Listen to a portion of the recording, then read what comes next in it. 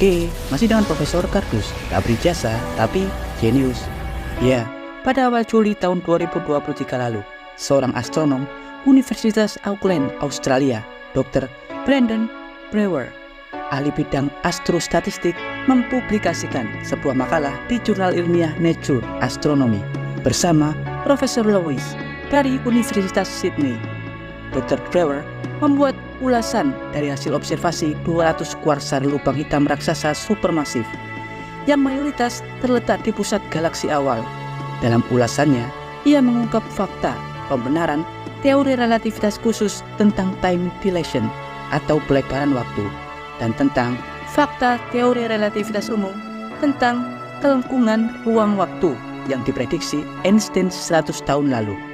Dalam ulasannya, mereka mengungkap dan mengonfirmasi fakta bahwa di awal usia alam semesta, setelah ledakan Big Bang hingga 1,5 miliar tahun kemudian, diketahui perilaku waktu saat itu berjalan sangatlah lambat, bahkan 5 kali jauh lebih lambat daripada waktu yang berjalan saat ini, yakni 13,8 miliar tahun setelah ledakan Big Bang.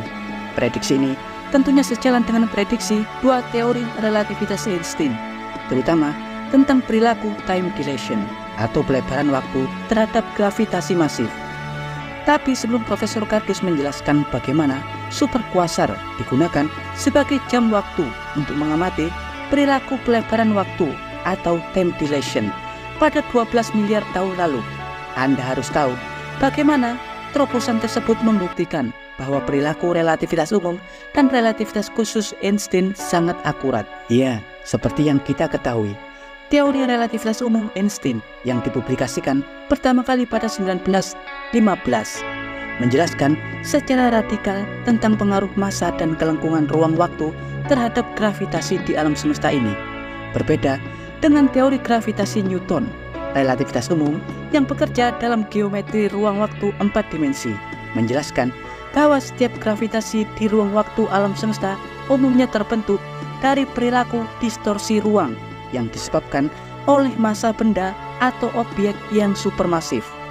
Relativitas umum menjelaskan bahwa geometri ruang waktu 4 dimensi pada dasarnya mirip seperti jalinan kain yang sangat besar jika divisualisasikan dalam 2 dimensi, di mana kain-kain tersebut akan sangat terpengaruh seandainya ada objek dengan massa sangat besar diletakkan di atasnya.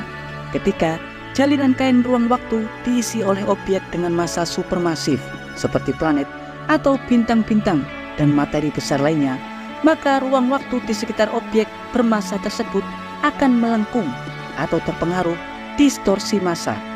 Kelengkungan inilah yang disebut sebagai gravitasi.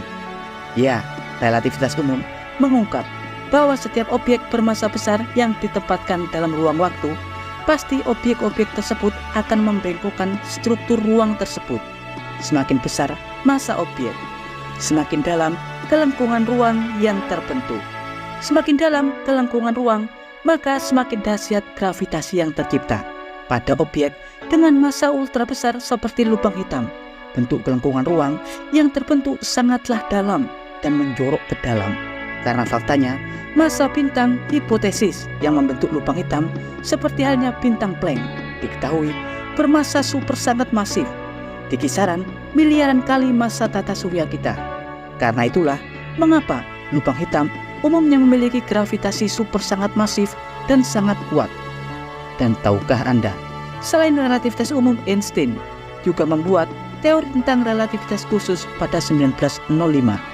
Dalam relativitas khusus, Einstein juga menjelaskan tentang teori time dilation atau perilaku pelebaran waktu.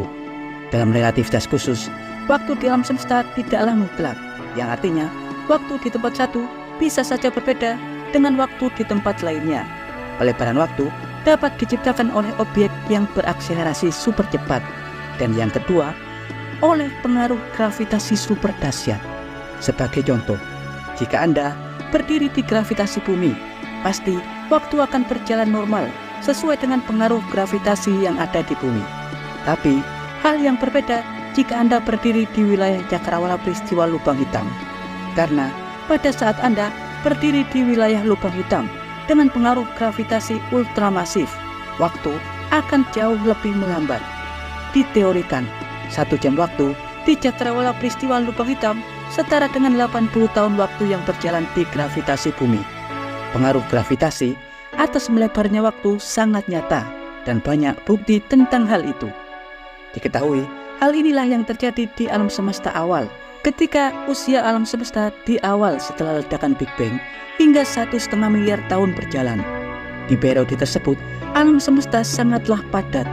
Karena dalam teori ekspansi dijelaskan bahwa alam semesta mengembang dan terus meluas sejak ledakan Big Bang hingga saat ini 13,8 miliar tahun kemudian. Diketahui ketika usia alam semesta antara 1 juta hingga 1,5 miliar tahun awal. Alam semesta sangatlah padat. Keadaan padat artinya massa-massa yang terkumpul sangatlah besar. Semakin besar massa yang terkumpul dalam sebuah ruang, artinya gravitasi super dahsyat pasti terbentuk saat itu karena ruang waktu terdistorsi. Pengaruh distorsi alam semesta padat inilah yang membuat waktu berjalan 5 kali lebih lambat daripada saat ini.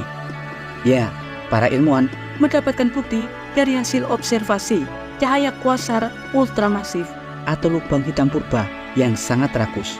Lubang hitam ini dapat diamati karena pancaran cahayanya telah melalui ruang waktu dari masa lalu ke masa depan, melintasi miliaran tahun cahaya hingga sampai ke pengamat di bumi saat ini. Sekitar 200 kuasar purba yang telah diamati oleh para peneliti, dan mereka bekerja dengan cara memahami sifat statistik kuasar-kuasar tersebut, terang dan memudarnya cahaya kuasar dari variabilitasnya, yakni dengan menganalisis perilaku setiap kuasar sepanjang waktu.